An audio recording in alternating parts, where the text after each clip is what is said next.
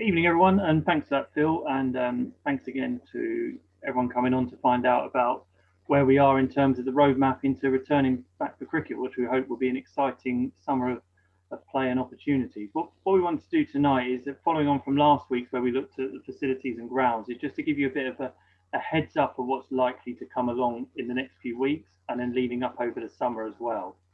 What's important to state at the moment is obviously we're down here at the moment at the 22nd of March is when the government will give the full sign off to the next stage of their roadmap coming out, which will be part B of the process. They wanted to do that to make sure they've got time in terms of seeing what the impact is around primary schools going back as number one, and making sure that we're in a position then to carry on with the process of moving through the roadmap that's coming through. As you'd be aware and you'd have heard on news and everything, all these dates are very much the earliest by. So nothing will be before these dates and everything will be around that point. So all going well. And as we've led to believe in the news, the vaccinations and the cases and everything starting to drop, that all should be signed off on the 22nd March, that we'll be able to activate recreational sport from the 29th of March.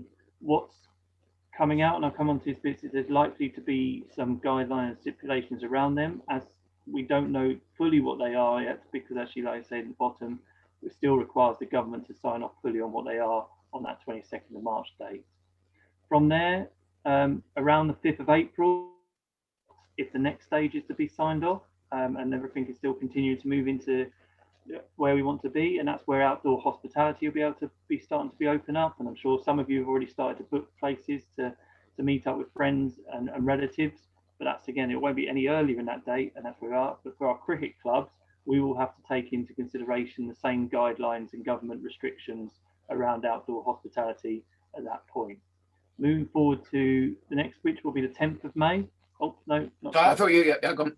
Next May will be the 10th of May, which will then be the signing off ready for the next stage of the roadmap, which will be on the 17th of May, which is then where we can potentially have our clubhouses, travel restrictions start to be lifted, and we're starting to head back towards that normality.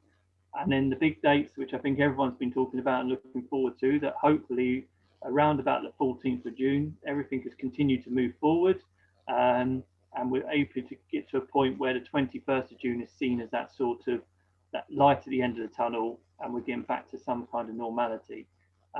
We don't know, it's likely that there'll be still some kind of restrictions potentially in place, but again, that's what we'll know when we get closer up to the 14th. But the key bit we need to focus on, and we want you to work around, and we want to give feedback tonight on, is around getting you ready for that 29th of March as it comes through. So Phil, if you want to move forward to the next slide. This slide is what the ECB are using with their conversations with the DCMS around their conversations in terms of how cricket can, as it proved last summer with all the great work you guys did as volunteers and your clubs did and your members, can be a safe environment to play under COVID restrictions and guidelines. And that's where they're using this document to come through. Some key bits that we want to think, obviously at the moment we're in a place where school activity can take place. No other cricket activities is signed off to be inflatable. You can activate obviously with your housemate or exercise with your household or with one other friend in a local park or an area, but actually cricket activation is still currently not allowed to take place. That will be from the 29th of March, and as I say, the earliest we'll know that's going to happen and reactivate from that day is the 22nd of March. So Monday, we should be, by Monday afternoon or Monday evening, I would imagine that Boris can do an announcement and say, yes, we're moving along the right way, and here we are around these points. We're expecting the ECB to put together these documents so they can come out to us in the next few days, so we can carry on starting to support you as clubs and players in terms of what that 29th of March will look like. Some key things to look around that you'll see on there is that the guidelines and restrictions will be very similar for playing cricket as they were last year when we returned in the summer last year, around hand sanitizing breaks, social distancing, no changing rooms, no teas or hospitalities. You're basically just playing a game.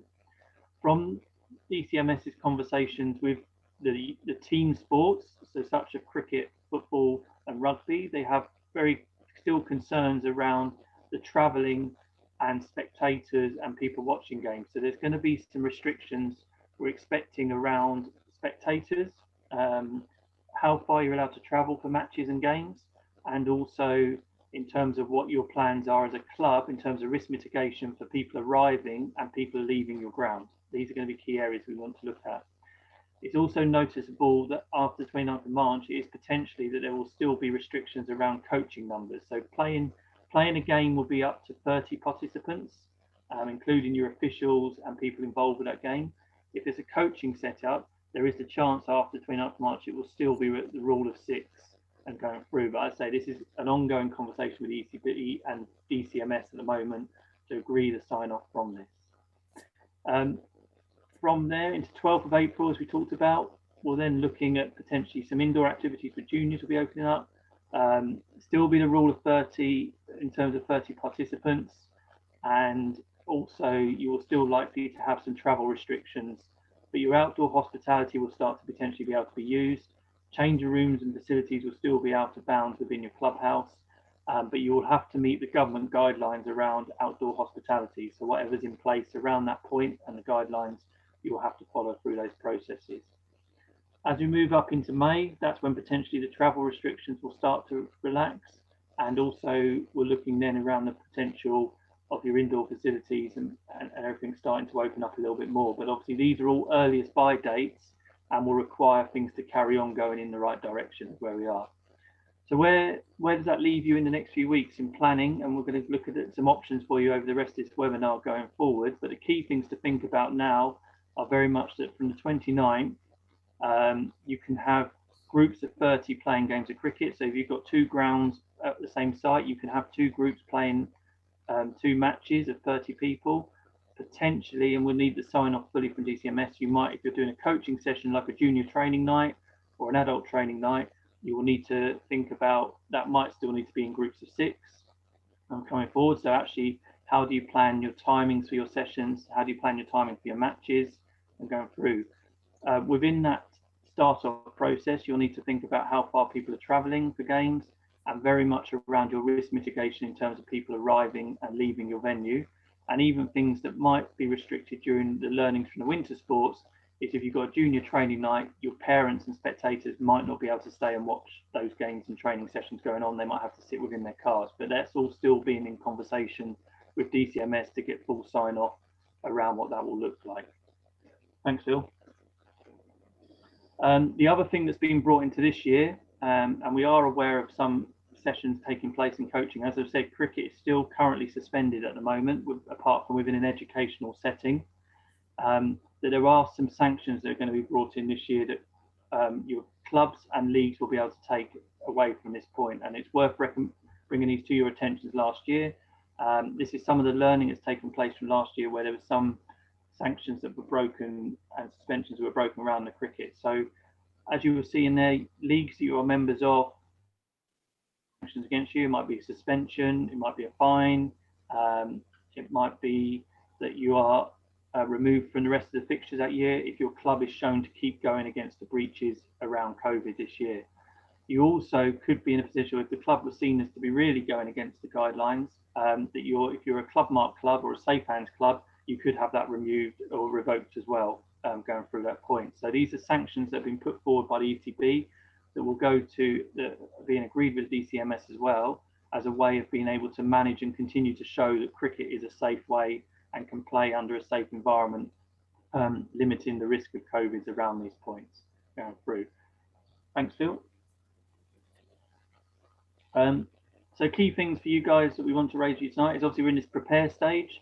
So now starting to think about how do you engage your members? How do you start to connect with your members? How do you start to find out how your juniors are interested in coming back to you? Come through. It's been great to hear some great examples of clubs that have already seen large numbers of members coming through. I heard one club this week's already got 171 members signed up, ready to come back. ECB, as well as us provide support, they're going to provide a lot more documentations and videos and webinars to support clubs in terms of this process of getting back and ready to play in a safe, fun, exciting way through the summer. NatWest Cricket Force will not take place due to the regulations currently in place around numbers and the COVID security site.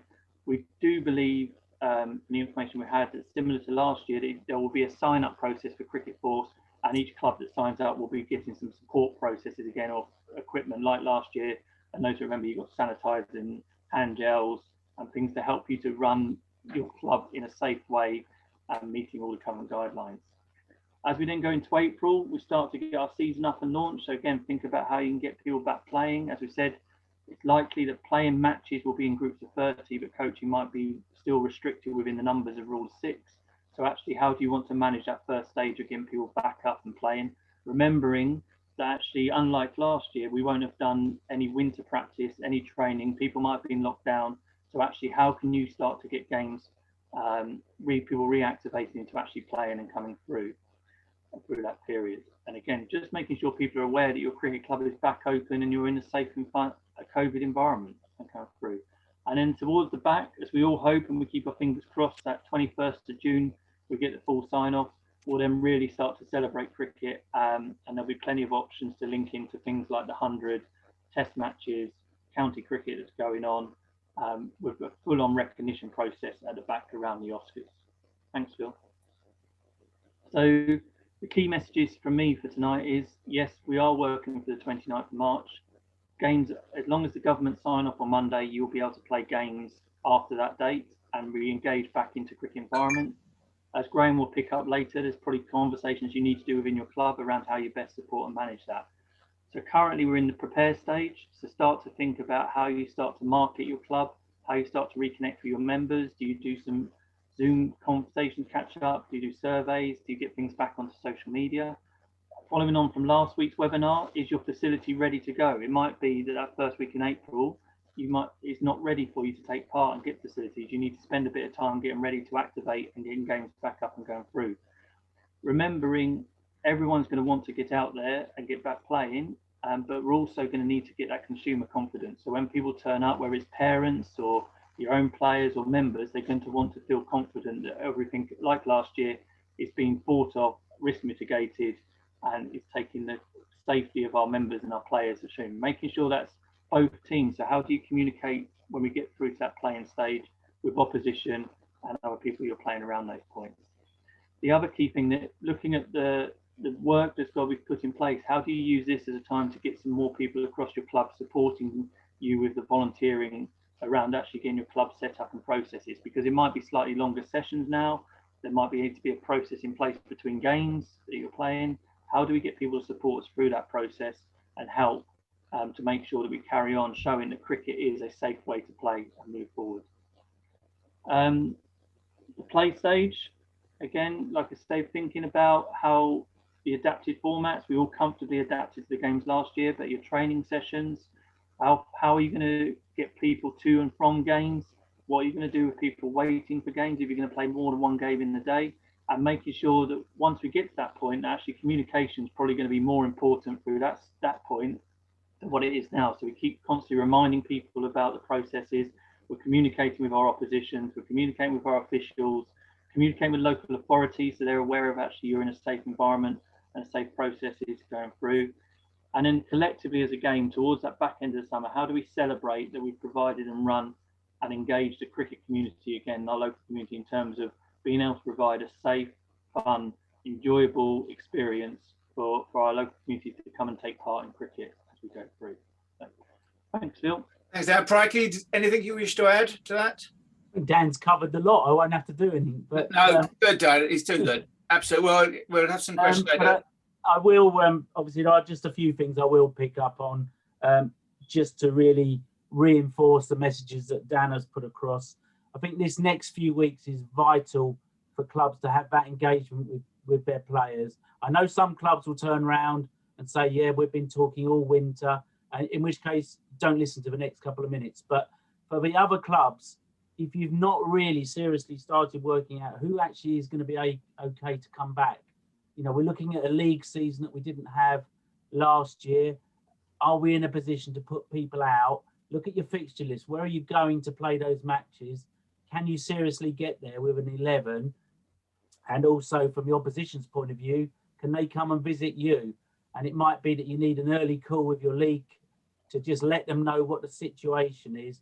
Because although I think it's a getting better summer, unless we get an amazing turnaround from the government, I think we're going to be looking at a few weeks when there's a few issues before we really start to see ourselves getting back to something resembling cricket that we used to have, where we could just, you know, load up a car and take loads of people to a game. So I think it's very important. Some leagues are quite local, some fixtures are, that's great. But just think about those parents who are going to drop children off. What are they going to do for 6 hours if they can't see the ground and things like that? Okay. Great, thanks. Well, we're going to crash on here, but we'll come back to that in a moment, Prikey, because we want to try and keep a little bit of time. Thanks. We would like to welcome Andy Littlechild this evening. Andy's going to talk about a really vital area about making sure that we engage that group of young people who are in our cricket community, who have been coming up through the youth squad systems, and they may start playing adults, and what can we offer them? So, Andy, over to you. Thanks very much. Hi everyone, good evening, and thanks for giving us the opportunity to join your webinar this evening. So just a bit of background from my side of things. Young Leaders in Cricket programme is aimed at year 9s, 10s and 11s, so the 14 to 16-year-old range. We've been going there for about 10 years, so quite well established. Originally started in Kent, but now across most of the home counties. We've already got 500 leaders signed up for this year already, which I think is a sign of seeing that the kids are desperate to get out there and play some cricket and do some stuff other than just walking around, you know, just for their walks and getting back to school. So it's positive signs for us at the moment. Ultimately for us, what are we looking for? Volunteering for clubs. A resource that's very precious for most clubs. So this is a way of being able to get your youngsters involved in your club and volunteering for you, all sorts of different things. But we're also giving them not only coaching skills, but life skills as well. So just learning how to work together in a team. They are responsible for booking themselves on the courses. So doing their time management and making sure that they turn up for the actual modules when they do. This year we've added a special module on mental toughness, which will help them, you know, as we say, handling pressure and being resilient, which is probably something that most of us would probably be needed over this past year. So that will be in there for them as well. So a whole host of different things available to them. When we talk about the training courses, so ultimately here, from the next slide, Phil, what aims of the programme? So as we say there, we're trying to give them quality training to help them realise their own potential, give them skills and obviously opportunities there to help out at their club. We think if you've got skills and competency, it gives you confidence. And that helps you go and help other people as well. We want to keep these kids in our sport in particular, keep them involved in physical activity, but also get them involved in your clubs and the way that your clubs run as well. So I think it would be fair to say if you can get the youngsters involved and in some cases have a say at some of the things that may go on in their clubs, they're much more likely to stay and build those friendships. And for those of you that play cricket yourself, you'll know that a lot of these friendships are friendships for life. Training them wise, next slide. So here's just a rundown of the courses that they will be getting. So we do a introduction to activators module. So that's where they're going to learn introduction to coaching skills. Also, we'll have a new scoring and umpiring module, which will be closely aligned to that. So it will help them in a sense being able to match manage games and get the understanding of match managing. When it comes to the laws of the game and how to score, we've got online modules that will be able to compete. So they'll understand the laws at the basic level. They'll also know basic scoring as well. But this particular face-to-face module is all about managing the game. You'll see that we also have a groundskeeping module, so helping them understand how pitches are prepared. We've also added something new this year, which is environmental awareness, and they'll get a challenge at the end of that on ways to see how they can help their clubs become more environmentally friendly within their communities. They also do first aid modules, so they'll learn basic skills, so CPR training, how to put people in the recovery position. They also get hands-on use of a defibrillator, so they'll all know how to use one of those. In addition, we have the mental toughness module, which is our online module, which has currently started. which is being run by one of our level 4 tutors. So that's helping them understand working under pressure as well. What do they have to do? Well, they have to give back to clubs. So they've got a minimum target of 20 hours that they need to volunteer back at their local club. And they also have a fundraising project that they need to embark on, which is a minimum target of £50 to raise money from there. When it comes from the courses, online courses have started already. We're looking in line with the ECB guidelines around the mid-May area to have the face-to-face modules started. Whilst that's not able to take place, we'll get them through on the online modules to get them ready and prepared for those face-to-face modules that are coming hopefully in May, all being well. Next slide. So this is a bit of the fundraising module. So the target is £50 per leader, and just to be clear, that £50 goes back into the programme. When they pay a registration fee, that doesn't actually cover how much it costs for them to be on the programme. So we don't receive any outside funding, and we decided back in 2014 to actually self-fund ourselves, and this is the way we do it. So all of the leaders from this year, if they raise their money, they'll make sure that we can actually provide this programme next year for the next batch of leaders. Often what we find is that many of them do raise more than that target. So we then give them options of what they can do. So they can either donate the money to their club, they can also donate it to our charity partner, Cardiac Risk in the Young, or if they have a charity that's dear to their hearts as well, they can do that, or a combination of all three of those. It will depend how close the clubs work with their leaders. You can get them working on a project. We had one club, Chesham, that wanted to fund nets and upgraded their nets. So they used the young leaders. They had 10 on the programme, and they managed to raise about £1,000 from that. Obviously, the target, the £200 or so that they needed to come back to us was fine, but then there was a net profit there for the club to help them fund their nets. So this is kind of a winner for the clubs as well, if you can engage with them in the right way. The other thing this does, obviously, as well, is at the end of all of this, they will get certificates of achievement for this, particularly for their volunteering and fundraising, which is an absolute bonus for people placing on their CVs, ideal for university personal statements and going into the job market in a few years' time for them. Next slide, Phil. So ultimately, benefits. What's the benefit of being a volunteer? Well, one of the big things when we think about it is it gives people skills and confidence, but actually it's very good for everybody's mental health. Often if you can go out and help other people, it makes you feel good about yourself. And I think that's particularly poignant at the moment when there's been so much talk about mental health generally in the press and around. So that's one of the big things that I can take away from this, that they're actually out there helping others, benefiting others. They could be mentoring younger players at their club and talking through things that potentially they may not want to talk to with an adult.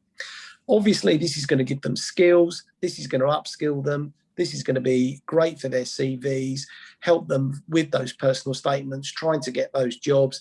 We all know it's a tough market out there, going to be even tougher going forward with jobs. So anything extra you can have on your CV that the next person doesn't have is going to be a great thing for them. Next slide, Phil. For the club, for you guys, what are the benefits for you? Well, there are lots of benefits here for you. You're going to engage that 14 to 16-year-old age group in the daily life of your club. You're going to have extra volunteers for your club to help you out with anything that you need doing. It also introduces them to the idea of volunteering at a club, and you can keep them engaged for years going forward as well. Some people might find this strange, but I do have leaders coming to me begging me to find them volunteering opportunities. And having been around cricket clubs a vast part of my life, I know that that is not something that has been readily available for clubs. You know, normally it's someone else is doing everything. So the fact that these kids are absolutely clued in, want to do their volunteering and begging to get volunteering will be a great thing for you at your clubs as well. It also means that you've got people that can score, can match manage, can help out with the kids, can help out with the coaching, they can do warm-ups, all sorts of different things as well. And if you use it in the right way, you can also forge closer links with the schools that are around you as well, so that you can tie up with them. Once again, if you've got more kids helping out volunteering wise, that will free up your adult volunteers to actually perform other tasks for you as well. And ultimately, for the sport of cricket, it just demonstrates that, you know, we are, your club is a role model within your local community, and the fact it is a socially inclusive sport. Brilliant. Thank you very much, Andy. That's a really nice presentation, lots of information. If you want Andy's full presentation, there's 20 slides altogether. Please send him an email from the link he put up in the chat box, and I'm sure Andy will be able to pop that back up again for people who are interested. We'll obviously be having some discussion about that, and we'll be sending out some further information. A couple of points for me, really, just with both my safeguarding hat, but also my coaching hat on, really, that we've got a situation which is very different to last year, that where at least last year we had a bit of pre-season. This year we're going straight out into a situation where we haven't had opportunities to do any winter activities. That's the kids playing indoor cricket, that's adults with their net preparations, and all of a sudden we're going to start off probably with matches. So just a few thoughts about that. Also, a lot of kids particularly have really had a challenging time at their schools. Many of them haven't attended for over a year. That has meant that they've spent a lot of time sometimes shut up in bedrooms doing their homework. They haven't had physical activity. And even now, schools are finding it quite challenging to get real physical activity back into the kids. So the kids when they get back will be slightly different. They will need a lot of support, but we're feeling really positive to make sure that they're welcome back, make sure it's fun for them, and we get that real idea of exercise into them. In terms of pre-match and stretching, and also in terms of some of the issues around working with kids. All Stars and Dynamos, there was a fantastic presentation by Lauren and Nat last week. It's available on the YouTube clip. I'll show you at the end where we get that, but also even everybody can access through iCoach a certain amount of material, and particularly coaches will be able to access the All Stars and Dynamos. There's a lot of really good warm-up, fun activities there, which will go not just with younger kids, but throughout the team. So please make sure that we don't have injuries at the start of the season. We don't have that first time when the bowler runs up and the first ball, their shoulders go, or you throw the ball in from the boundary and you get that shooting pain through your whole of your arm. So lots of sensible warm-ups, and just be aware of the fact we're not as well prepared as we normally are. The other issue that's come up a bit from the information already, and also Cliff, this will be in the ECB guidance, and there are some really good links and things that we are different. A lot of it is very similar to last year, but there are some differences. And one of the things as a centre we will have to consider is about complying with the NHS QR codes. There's a link in the ECB guidance which will come out with how you get your QR code if you haven't already done so. How you cope with potentially people with COVID, or what the situation is. Cliff has asked a good question about parents. Where will they sit? Well, again, Dan's been very clear in the guidelines in terms of the stages when parents can come in. But even so, it's likely to be there will still need to be separation. And it's certainly in terms of the way that any refreshments, when it is available, how that is used, where people sit. And the one thing we are very keen to avoid, that clubs become a big social network and everybody crowds in together, and that brings disrepute in the whole of cricket. So again, the ECB have got some really good guidance about that. There's also, for somebody in the club, they're going to have to take on board the whole idea about test and trace and making sure that you log everybody who does come into your club. The guidance will look something like that with that logo, and it will be called Organised Outdoor Recreational Cricket in 2021. It will come out either end of this week or probably the beginning of next week. When you get it, the clubs, please circulate it, read it. There's a lot of very well-written material and good guidance in there. So, exactly on time. Thank you very much, guys, for the presenters. We always said we'll do 30 minutes basic presentation. Now it's really up to you. First question in the chat box, which I think we've covered to a certain extent. Anybody want to address Cliff's point about numbers attending and parents' restrictions? Yep. It's great that you've had so many kids sign up already. That again just shows the information we're getting back around that passion and that excitement to get back out playing cricket. Obviously the dates will rely along the pathway, the step pathways are coming through, but as your All-Stars, depending when your All-Stars is scheduled to start, and with that later date around April time, mid-April or May time, we're hoping, and you'll be in a better position to actually have those groups of 30 or have slightly more numbers, and again with the parents being hopefully engaged. What we're expecting is that first stage of the roadmap, the 29th of March and 12th of April day, will have the restrictions still in place around parents and spectators engaging, and then we'll come through from that point having the key bit that we were going to look at, and I think Graham wanted to raise around, is just being really careful around planning. Obviously last year we started in the middle of the summer, but now actually think about when your games are going and taking notes of those weather forecasts and those April showers and bits and pieces, because you're not going to have any undercover area or anywhere to go around those points. So it's going to take a bit more planning, we think, this year and coming through. So hope that helps it. Thanks, Phil. Okay, thanks. Anybody else? Again, either in the chat box, if you'd like to put your hand up, use the hand thing, I can unmute you and then you can come and give us a there. So anybody would like to ask a question, just use the raise hand gesture and I'll unmute you. Okay. Right. So Brian, first of all. Okay. Neil.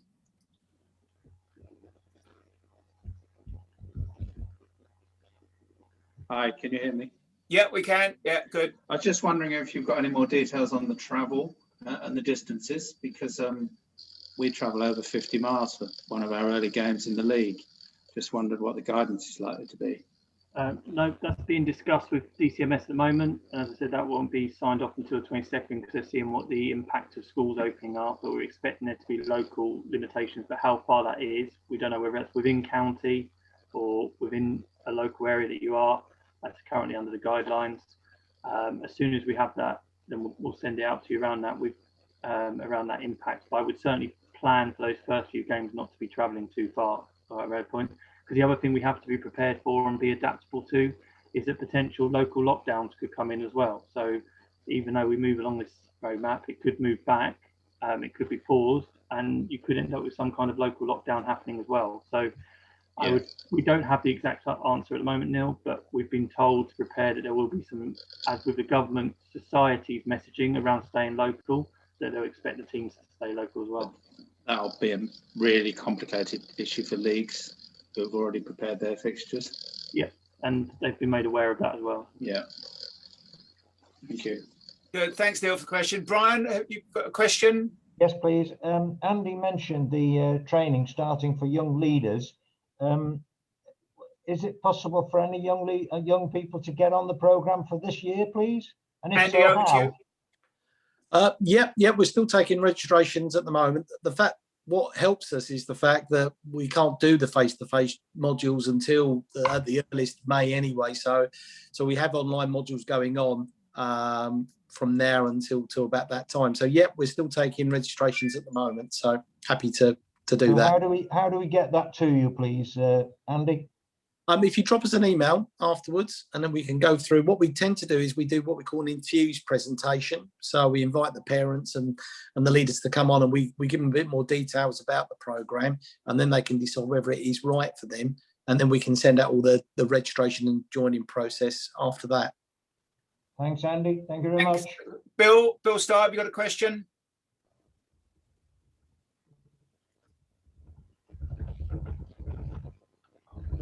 Hi, Bill. Or Cliff, you got a question? Yes. No, I just wanted to make a couple of comments. At last, we've been given access by the ECB to safe hands and the club mark information. And I've been doing lots of stuff over the past week. I still see from something that was sent through to us by Paul Bedford, there are a lot of clubs in Essex that still haven't been given access. So obviously they're putting a few on at a time. I would just like to notify clubs that and I've been involved with the Grahams and with people from the ECB with problems I encountered. You've got to be very patient because you can put things on. Some things appear straight away with the DBS and it all seems to work fine. Others, you have to wait 48 hours for the system, at least 48 hours for the system to catch up. And when you do it, even with the amount of information on Play Cricket, it's quite disconcerting when you're putting stuff in and nothing seems to be happening. So I think we need just a message to clubs that it is a good thing to be doing. It does work, but you have to be patient. Thanks very much, Cliff, for the observation. Matt, question. Yeah, question. We're fortunate enough to have a big marquee. And does that count as an outdoor space if we take all the sides off for sheltering in case of inclement weather? Yes, Matt, as long as you haven't got any sides on it or anything, so it becomes more like an open gazebo, then you'll be able to use that as a shelter. Your problem is then you have to make sure that you can keep 2 meters distancing underneath it. So you need to then do a risk assessment of how many people you can actually have underneath it. Thank you, Dan. Cheers. Thanks. Good question. Bill, I've got your hand up. Have you got a question?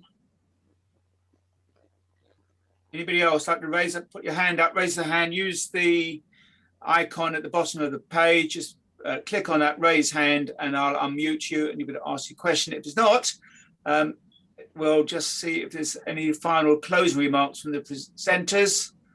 Okay. First of all, Andy, thank you very much this evening. Any closing remarks from yourself? Yeah, I'll say if any of the clubs want any information, I've put my details there. Happy to take questions anytime you wish. Okay, brilliant. Thank you. Prikey? No, thank you. Good. Dan? Yeah, I'll just go through a couple of last questions I've seen come in on the chat box. So, Matt, your other question around, even with the groups of 30, if you have 2 pitches, you'll be able to play as long as you keep them socially distanced apart, and they're seen as 2 separate events going on. So you might need to think about how the teams arrive. Maybe start one game at 10 o'clock and one game at 12 o'clock. That kind of thing will need to be considered. But again, as long as you put within your club's risk assessment, you'll be more happy to have. The same as on a coaching night, if we do have the rule of 6 still in, you'll be able to have multiple 6s as long as you keep that social distancing and the mitigations in place around that point. I saw another one from Piers. As long as you don't use your clubhouse and everything, there's nothing to stop you playing from the 1st of April or those points. As long as the government sign it off on the 22nd of March, then you can start playing. So again, with your question around can we play our match on the 10th of April, then that's not able to have any use of the clubhouse. And apart from, you're allowed to have a toilet open just beforehand and afterwards, but you need to think about regular cleaning, an isolation room like last year, and the first aid provision. So they're the kind of things you can have within your clubhouse area. And like I said, we're still waiting for that guidance around what the spectators part means, but we believe it to be the 30 includes spectators within that area. So you'll have to think about how you manage that point. And I saw another one just come up. Dave, was let's say, the sign off from the government's the 22nd of March. So we're expecting the guidelines and everything to be out pretty Tuesday or Wednesday, recognising that the 29th is the end of that week. What with Alan, with playing on a small public park, you'll just need to make sure in your risk mitigation and assessments that you've found a way of keeping those parents and going through. If people are walking through the park, then that's not seen as spectators, and that's just part of your process of planning in terms of understanding how your park works. And it's just being aware that if the local authority turned up or someone else and saw a large group watching, they might question you around that support. So it's that communication that's going to be so key with parents and how you manage your sessions, align with your risk assessments coming through. But as Phil, more guidelines and support documents coming out to support clubs this year because of the expectation coming in through these processes. And a lot of it has come on the back of what happened with the winter sports in the autumn period, where they had junior games of football playing with a lot of people turning up to watch. And again, that's just seen as a high risk within the current environment. And I think that was all of the questions I saw, Phil. So thank you very much, everyone. Again, all I can say is if you do have any questions, please just approach anyone in the team and we'll help you out as much as we know of any of the information we have. We just want to get you ready to start for an exciting summer of cricket coming through, and we understand the time that's going to take some of you as volunteers to do. So please, any questions you have or points, any of us in the team are available to support and get you back playing as quick as possible. So thank you very much, and thanks, Bill.